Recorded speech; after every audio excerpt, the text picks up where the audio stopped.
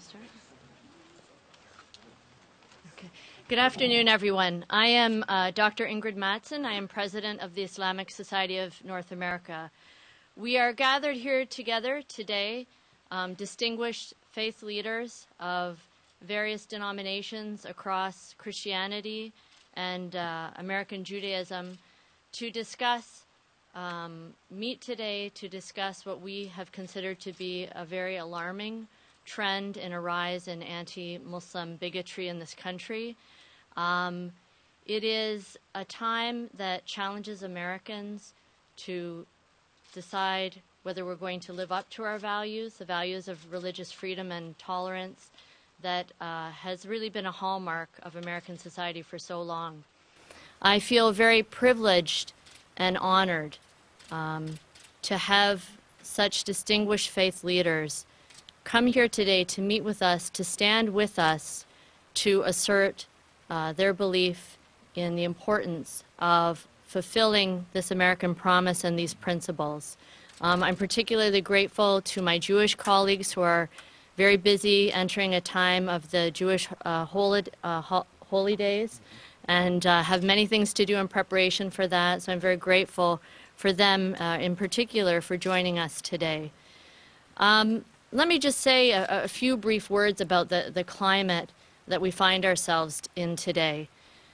I understand that there is a great deal of misunderstanding about Islam and about Muslims in this country. And I do not blame ordinary Americans who are very busy and do not have a lot of information for feeling confused and anxious. It is our job to help provide them with better information about what Muslims believe and what Islam is. What I do find disturbing and alarming is the fact that there are some people who are using that lack of knowledge and that anxiety for ideological purposes, either because politically or religiously they simply do not like Muslims. And they are fomenting dislike and hatred against Muslims in this country in a way that's very alarming. Having spoken to many families across the country over the last few weeks, I have heard many Muslim Americans say that they have never felt this anxious or this insecure in America since directly after September 11th. They're nervous about their children as they head back to school this week, that when they go to school that they're going to face people who are looking at them as aliens, when in fact they are citizens who are born in this country. They're afraid about going out in public. There have been a number of incidents of harassment of just ordinary people going about doing their daily business, and that's not something that we want to see grow and continue. Freedom of religion is, as I say, a hallmark of this country.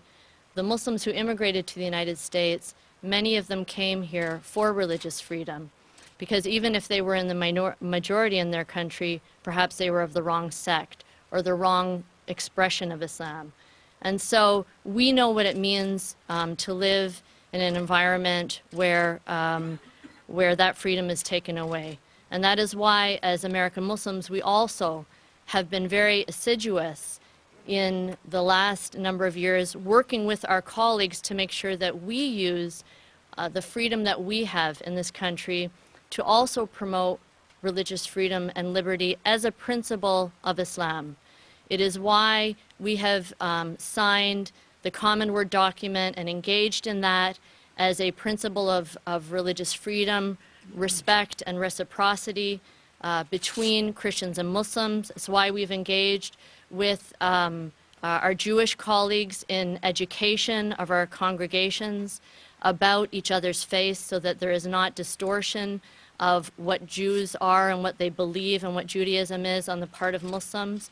So this is something that we're committed to, and we want to make sure that we're able to continue to fulfill this role, which is unique in the world. American Muslims have a unique ability to be this bridge and to show the Muslims who do not live in this kind of freedom that an open, pluralistic atmosphere where there are diverse religions living together can really be good for everyone.